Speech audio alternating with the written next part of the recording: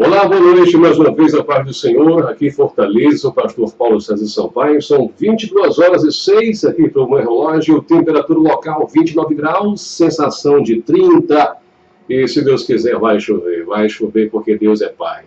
Maravilha, vamos aqui ajustar aqui as coisas, glórias a Jesus, bendito seja Deus, mais uma vez, isso, estamos em Fortaleza, Rádio Benedictus FM. Eu sou o pastor Paulo César Sampaio, hoje, sexta-feira, dia 13, 22h07. Obrigado a você pela sua audiência, que alegria. E vamos já trazer a você a palavra de Deus, Mateus capítulo 16, do verso 1 ao verso 20. Isso, do verso 1 ao verso 20. Vamos lá então. Aproximando-se os fariseus e os saduceus, pediram-lhe que lhes mostrasse um sinal vindo do céu. Ele, porém, lhes respondeu: chegada a tarde, dizeis, haverá bom tempo, porque o céu está avermelhado, e pela manhã, hoje haverá tempestade, porque o céu está de um vermelho sombrio. Sabeis, na verdade, discernir o aspecto do céu, e não podeis discernir os sinais dos tempos.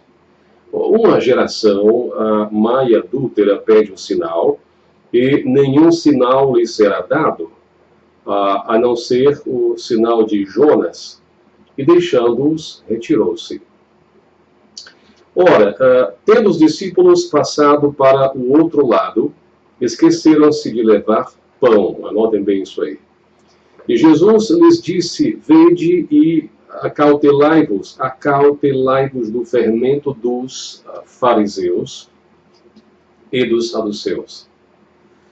Eles, porém, discorriam entre si, dizendo: é porque não trouxemos pão. Percebendo Jesus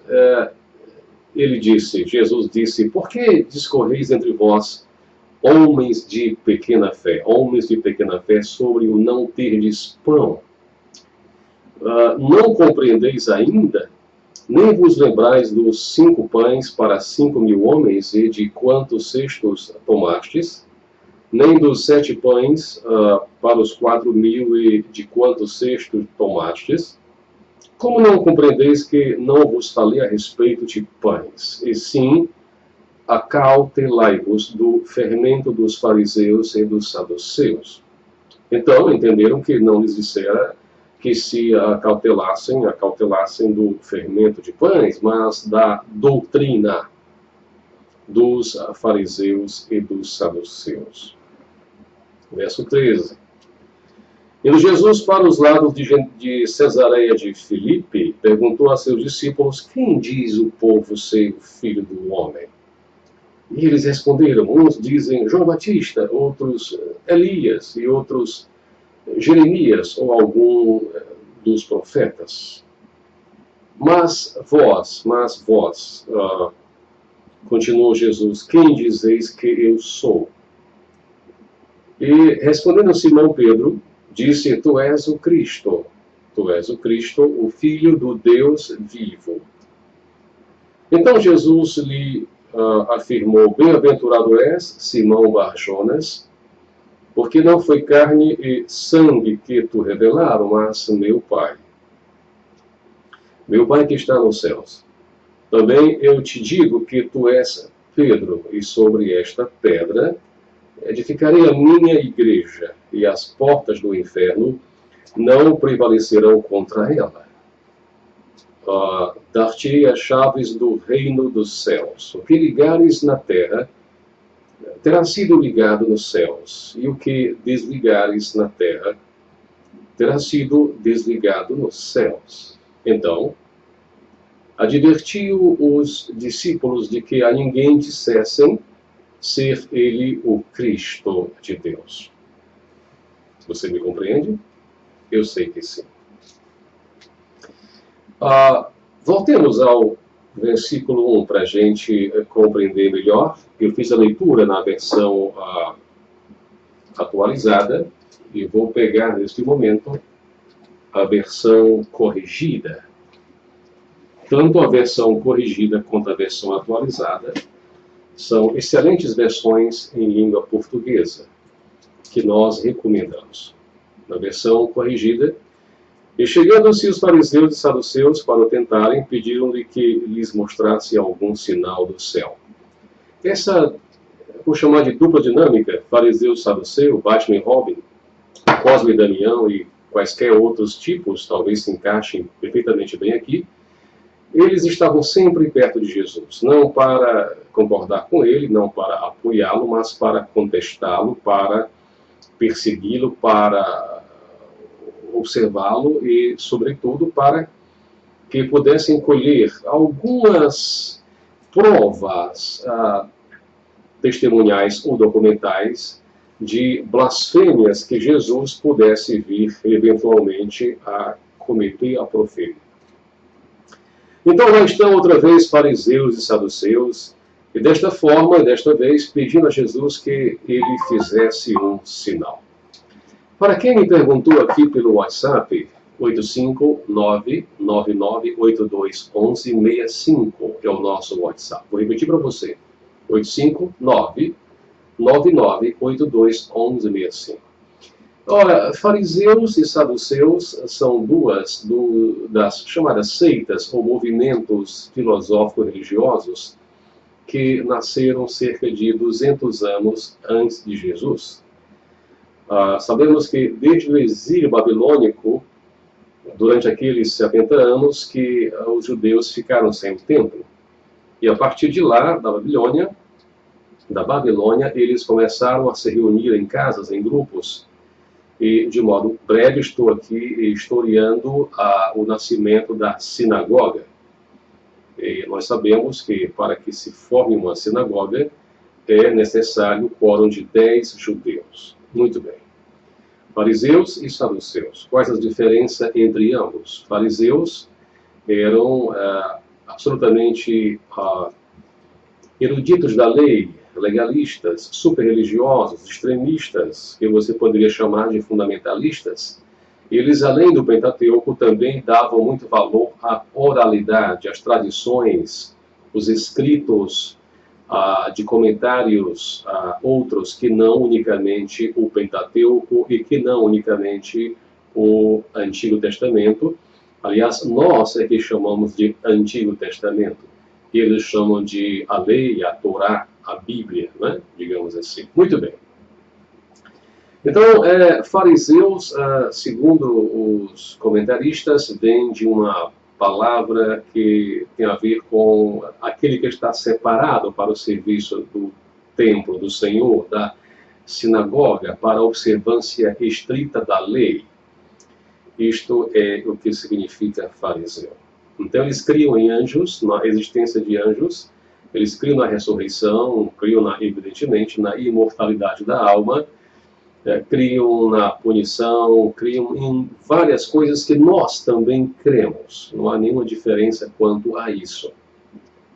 A diferença, evidentemente, é que eles observavam a lei num sentido mais estricto e mais extremo da palavra, a ponto de se esquecerem do amor, da misericórdia, do perdão, do companheirismo, da consideração.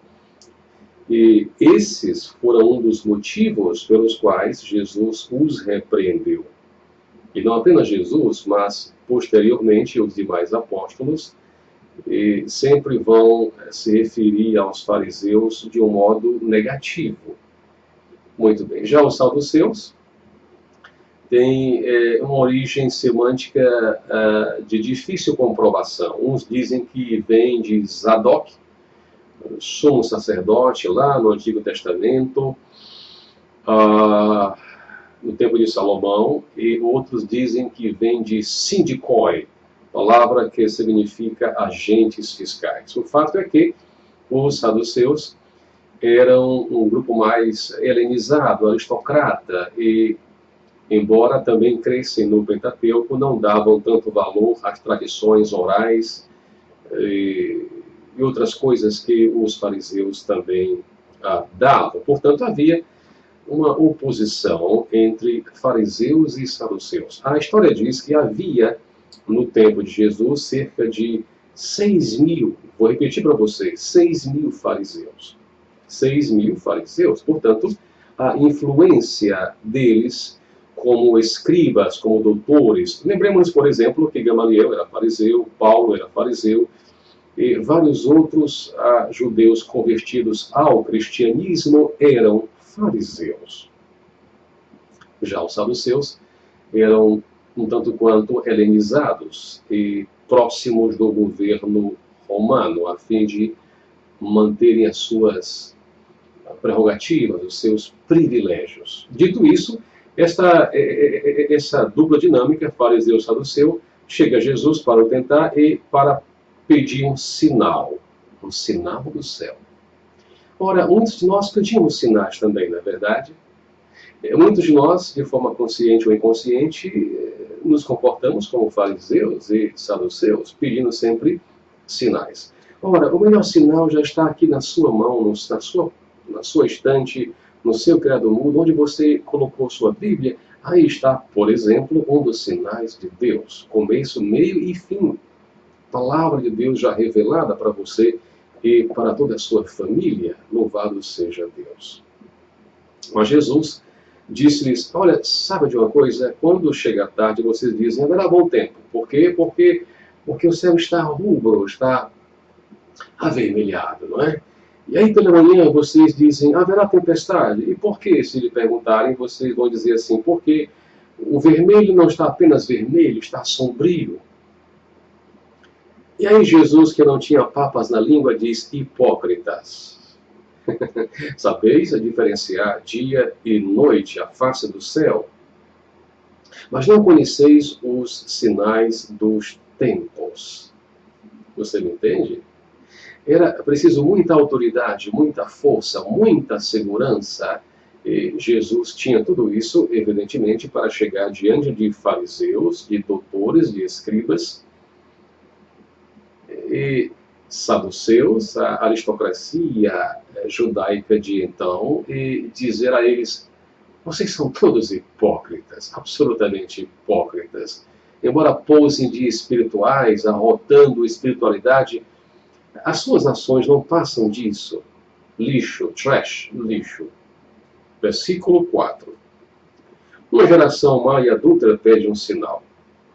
Além de hipócritas, Jesus os está chamando de geração má e adúltera. Ora, pior ofensa para o fariseu não poderia haver. Pior juízo para um saduceu não poderia haver, ser chamado de geração má, adúltera e hipócrita. E, no entanto, Jesus os chamou de forma clara, objetiva, na cara deles. Agora, ocorre algo interessante. Jesus não lhes priva de um sinal. Ele diz assim, gente, olha, nenhum sinal será dado a vocês, a não ser o sinal do profeta Jonas. Observem, Jesus aqui está falando de um profeta lá do Antigo Testamento, aquele que foi tragado pelo peixe, por um grande peixe. Sim, aquele que os historiadores, a sociedade secular e os ateus e agnósticos e tantas outras pessoas dizem que não passa de historinha, de analogia, de, sabe, invencionice do povo judeu. Ora, pelo amor de Deus, o próprio Cristo aqui está dizendo que, olha, nenhum sinal lhe será dado a não ser o sinal do profeta Jonas. Portanto, Jesus não está se legitimando em cima de histórias, de lendas, de mitos. Não. Ele está confirmando a existência e obra de Jonas. É importante dizer isso porque muita gente quer negar a existência de Jonas. E a pergunta que não quer calar é: qual foi, afinal de contas, o sinal de Jonas? Ele passou 3 dias e 3 noites no ventre do peixe, não? E o peixe, sob a ordem de Jesus, o vomitou à beira do mar. Lá em Nínive, não é? Você me compreende? E aí ele pôde cumprir finalmente a palavra de Deus. Pois, do mesmo modo que Jonas passou 3 dias e 3 noites, Jesus também passou 3 dias e 3 noites no ventre da terra. Eis a analogia, eis a comparação que Jesus faz. E depois que ele diz isso, depois que Jesus chama essa dupla dinâmica, fariseus e saduceus, de hipócritas e adúlteros e maus meninos, meninos aqui é entre aspas, Jesus se retira da presença deles. E aí, versículo 5, e passando seus discípulos para outra banda, tinha-se esquecido de fornecer-se de pão. Há um chamado corte narrativo. Um corte narrativo em um texto é quando o texto está tratando de um ponto, de repente cai, ele fecha. Chama-se corte narrativo. Entre o versículo 4 e o versículo 5 há um corte narrativo. Jesus deu meia volta, deixou-os lá, olhando um para o outro. E a partir do versículo 5, o nosso Mateus já passa a dizer que os discípulos foram para outra banda. Mas houve um problema, eles esqueceram de levar pão. É bom lembrar que pão e peixe era a dieta, era, digamos assim, o cardápio comum dos pescadores, da gente pobre daquele tempo. Não levar pão é gravíssimo, muito grave. E não levaram pão. E aí Jesus entra agora com a seguinte frase. Jesus disse-lhes, adverti e acautelai-vos do fermento dos fariseus e saduceus. Quando Jesus fala de fermento aqui, fermento dos fariseus e saduceus, a cabeça deles, a cabeça deles estava discutindo sobre quem tinha esquecido de levar o pão, eles atribuem que Jesus estava falando disso, né? De pão. Mas não. O versículo 7 diz assim, e eles razoavam entre si, dizendo, é porque não nos fornecemos de pão. Alguém esqueceu o pão, ora, pelo amor de Deus, não é? Não é de pão que Jesus está falando, ele vai explicar muito bem isso. Porque no versículo 8 ele diz, olha, porque vocês estão razoando, conversando, e aí ele dá outra catucada, homens de pequena fé. Lembra que ele disse isso já antes? Lembra? Ele repete aqui, homens de pequena fé. Sobre o não vos terdes fornecido de pão. Vocês acham que eu estou falando a vocês sobre vocês não terem trazido pão? É isso que vocês acham que eu estou prevenindo a vocês sobre o fermento dos fariseus e saduceus? Ora, a palavra fermento, é bom lembrar que ela está quase sempre ligada ao mal, ao malefício que ele pode causar. Fermento está quase sempre ligado a pecado, a problema, é ou não é? Mas é bom lembrar que, em outra passagem, em outro momento, Jesus diz que o reino de Deus também é como um fermento, no sentido de que ele vai aos poucos crescendo. Portanto, cuidado, eu já dizia em outro vídeo, quando você utilizasse dessa figura de fermento, que pode ser para o bem ou para o mal. Para o bem, se você se referir a ele, fermento, como uma coisa que cresce de pequeno, vai aos pouquinhos crescendo. E para o mal, quando você o entende como uma coisa que está aí, já grande, que é o mal em toda a terra. E Paulo vai dizer que o mundo jaz no maligno, não é assim? Muito bem.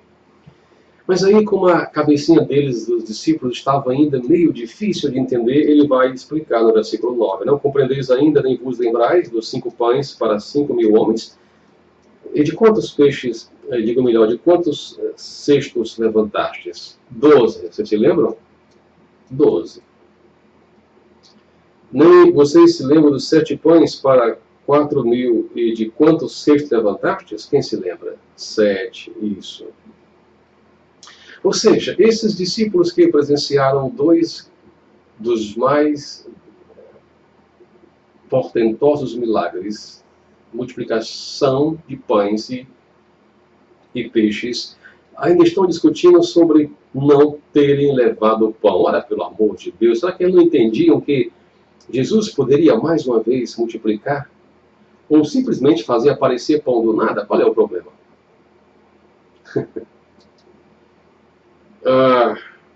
Versículo 11. Como não compreendestes que não vos falei a respeito de pão, mas que vos guardasseis do fermento dos fariseus e saduceus. E sabe que tipo de fermento os fariseus e saduceus traziam já à época de Jesus? O fermento do erro, o fermento da doutrina errada, das heresias. E a pergunta que eu faço a você que está agora me ouvindo e vendo, me ouvindo aqui pela Rádio Benedictus e vendo pelo canal PC Sampaio no YouTube, canal PC César Sampaio no Facebook, é a seguinte: que relação eu faço entre fariseus antigos, saduceus antigos e fariseus novos e saduceus novos? A diferença não é grande. Os fariseus antigos foram um tropeço, uma pedra no calcanhar de Jesus Cristo. Foram eles que o levaram à cruz, juntamente com a participação romana. Hoje em dia também temos fariseus, sim, gente absolutamente, infelizmente, tapada, fechada, bitolada, legalista, extremista e fundamentalista, no sentido errôneo da palavra. Porque veja bem uma coisa, fundamentalismo não é coisa errada. Fundamento dos apóstolos, Paulo fala muito bem sobre isso. O que nós cremos, o que nós pregamos, o que nós tentamos vivenciar, o que nós levantamos como bandeira cristã, tudo isso está fundamentado na doutrina, na base, na pedra, vamos já falar sobre pedra, inicial, que é Jesus Cristo, a rocha inabalável. Mas o problema é que muitos hoje em dia ainda levantam a questão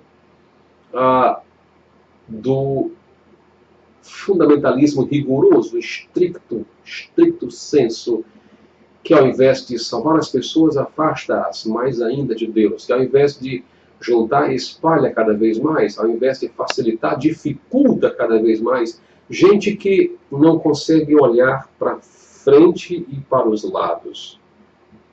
Gente bitolada, gente com raciocínio muito curto. E de tão curto que não conseguem eles, você me entende?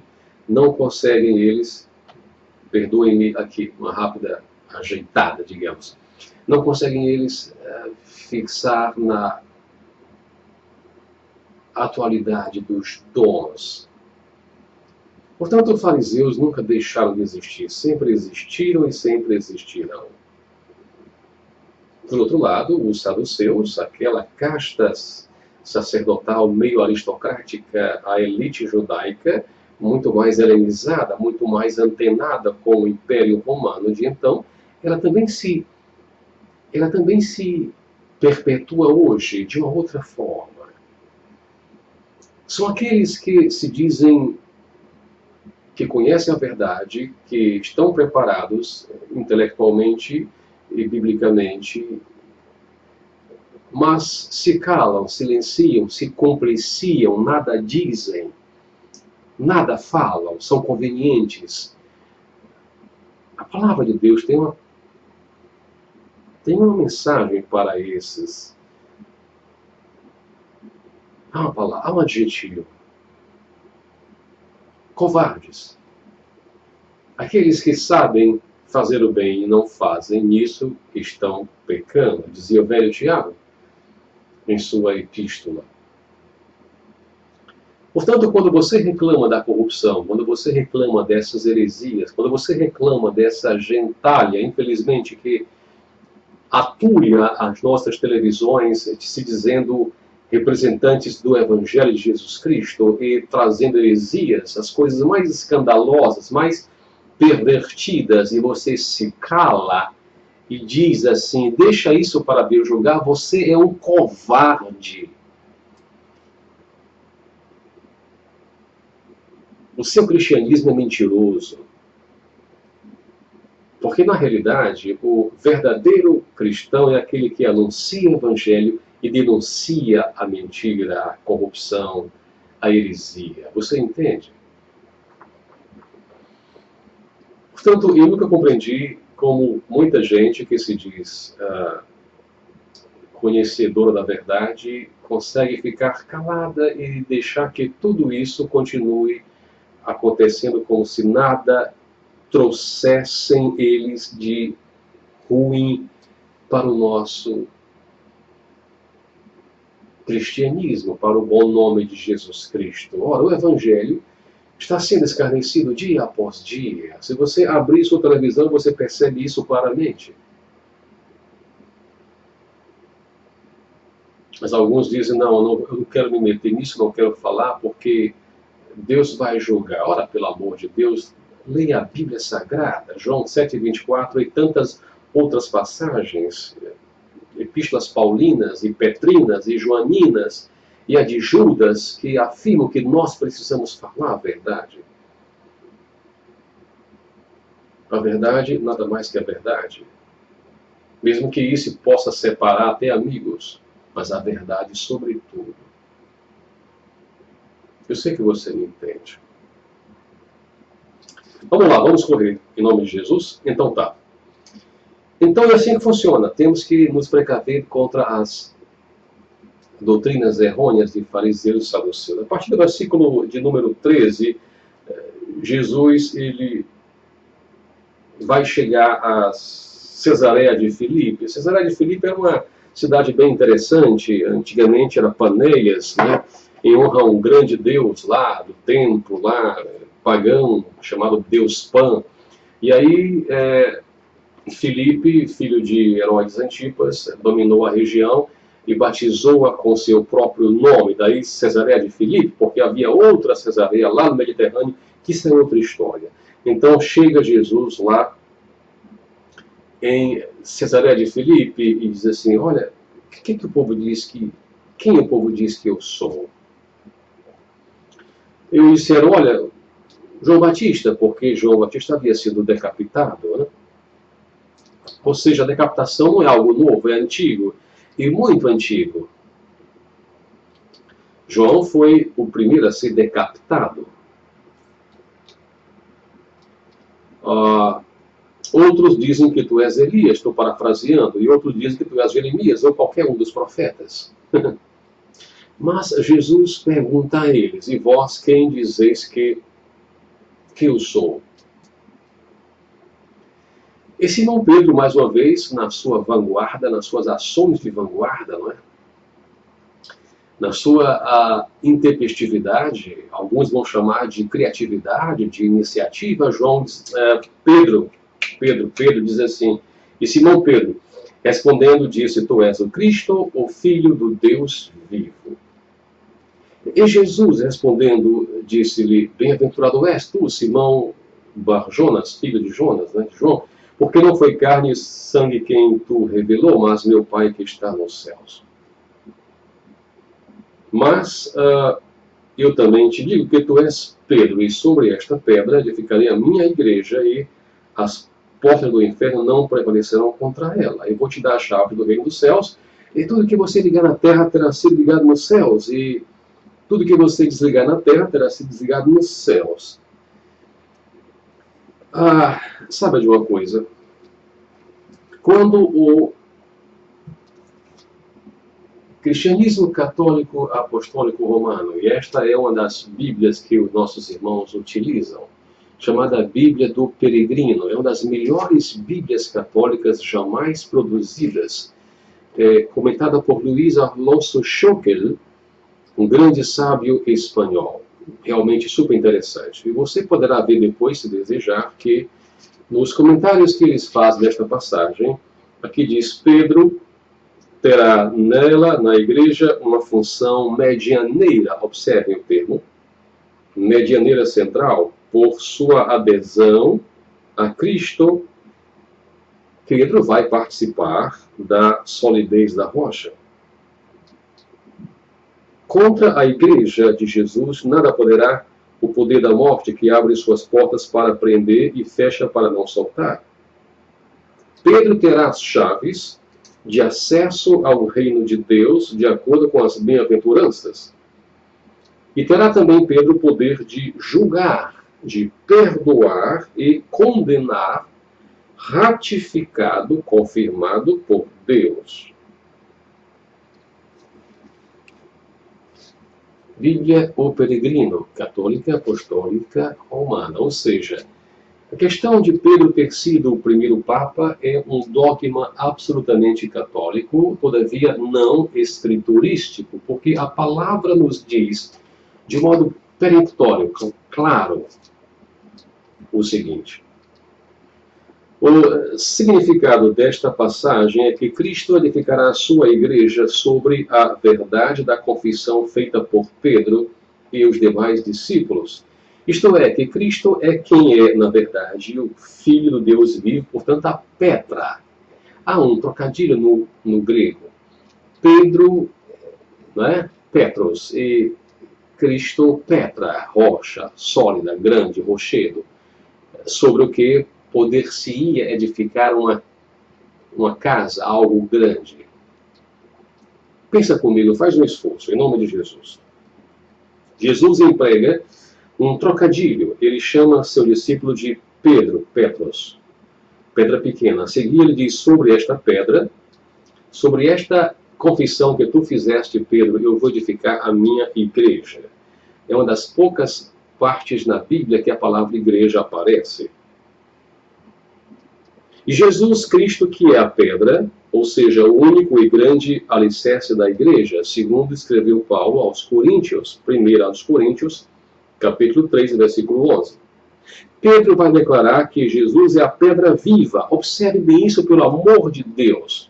Pedro vai dizer que Jesus é a pedra viva, eleita e preciosa, a pedra que os edificadores reprovaram. Onde está isso, pastor? 1 de Pedro, capítulo 2, verso 4, verso 6 e verso 7. E em Atos, capítulo 4, verso 11.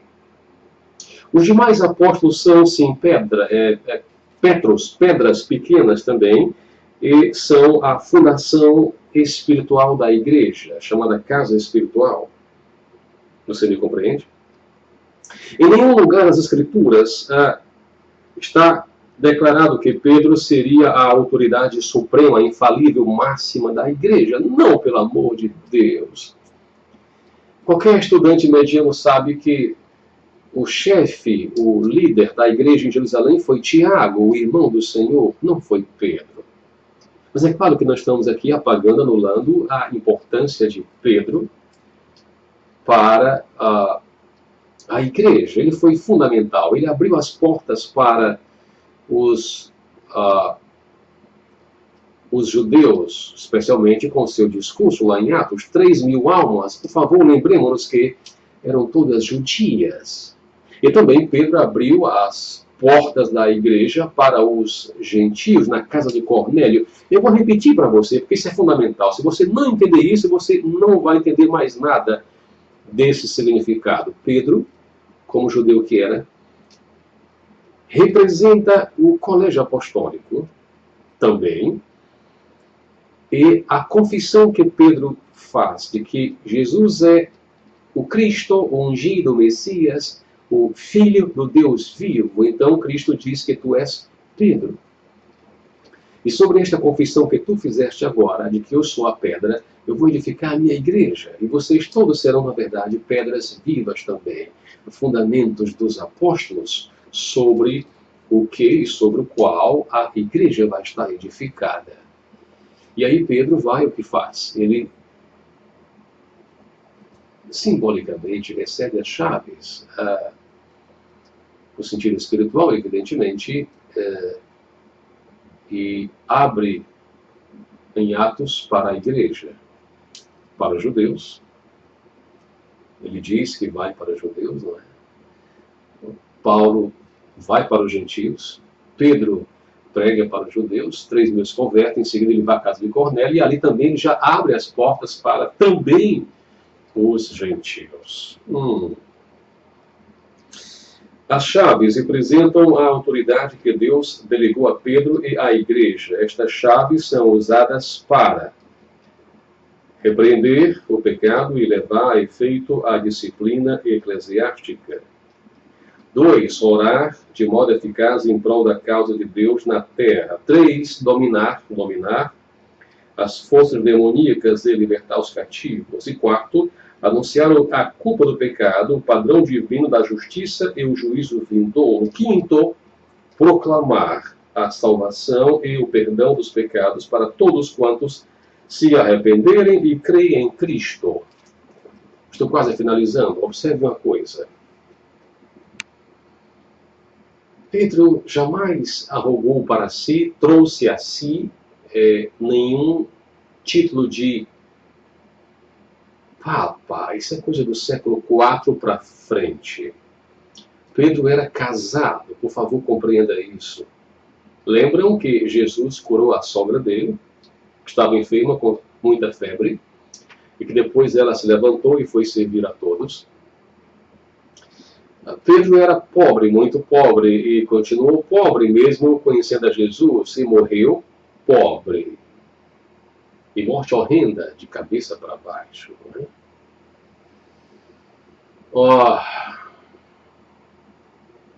Não há nenhuma analogia, nenhuma comparação bíblica significativa entre Pedro e qualquer papa. Ouça uma coisa. A melhor forma de você saber a verdade é conhecendo as Escrituras, e não dando ouvidos apenas ao que os homens dizem ou que a história escreveu. Alguém dirá assim, mas a história foi feita por homens. Eu digo sim, foi feita por homens, mas um pouco mais de observação e pesquisa e juízo, você irá perceber que no comparativo das fontes históricas, você acaba por descobrir a verdade, para além da verdade, quem está realmente falando a verdade.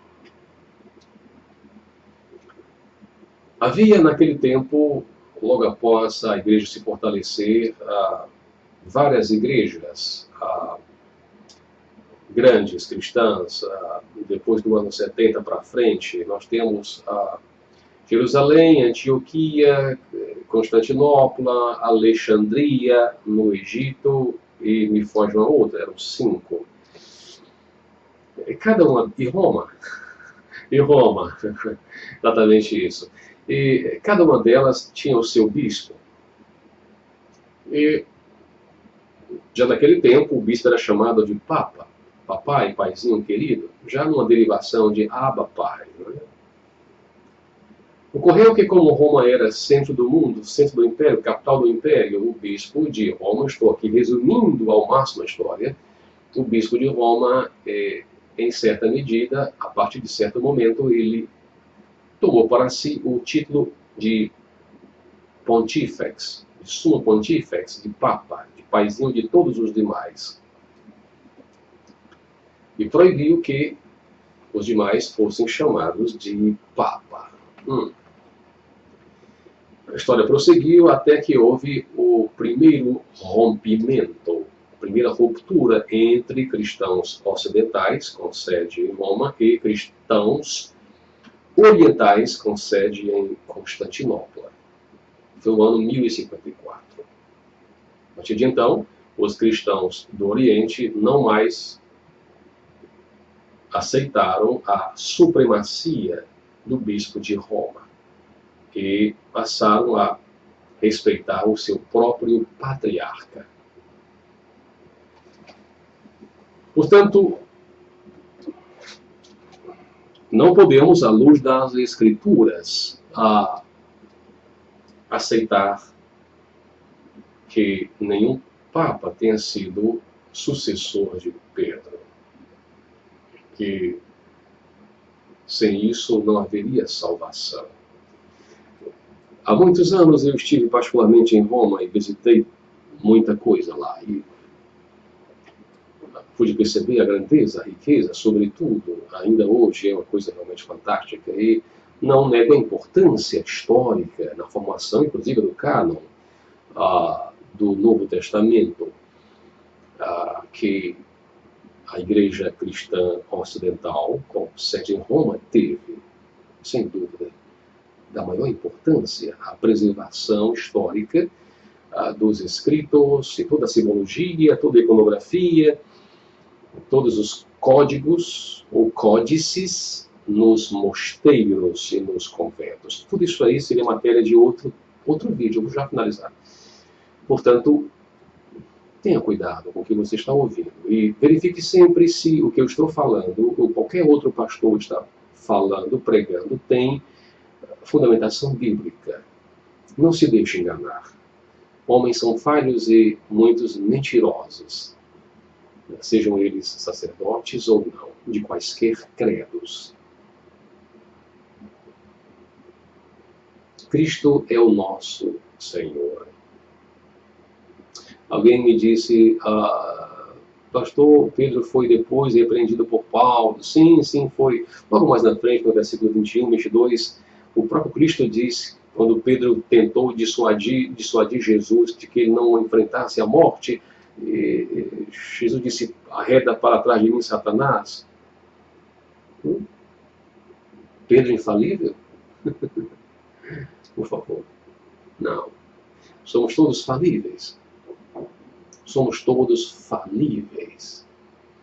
Obrigado pela sua audiência. Paz do Senhor, que alegria, e rogo que você primeiro possa compartilhar. Faça isso, não custa nada. 2 cliques e você já compartilhou o vídeo. Obrigado, valeu. 2, que você se inscreva em nosso canal. Canal no YouTube, youtube.com/PC Sampaio. Super fácil. Vai lá, inscreve-se.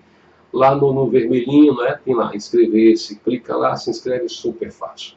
Você vai receber em primeiríssima mão o nosso vídeo. Em terceiro lugar, se o Senhor tocar em seu coração, você poderá também cooperar com este ministério. Nós temos nossas contas no nosso vídeo, para podermos continuar pregando o Evangelho com qualidade, comprando equipamentos que realmente faltam aqui, e ajudando entidades carentes em Fortaleza e o nosso casal missionário lá no Paquistão. Aqueles que colaborarem, nós poderemos enviar fotografias comprobatórias do que eu estou falando aqui, somente para aqueles que cooperarem e enviarem para nós um comprovante. Eu faço isso por medida de segurança, até porque eu tenho muito cuidado com fotografias e vídeos na internet, para que não sejam de uso maléfico, não é? Obrigado, meu Pai do Senhor, um grande abraço e até a próxima segunda-feira, se Deus quiser, porque Ele há de querer. Um abraço, tchau, tchau, paz do Senhor.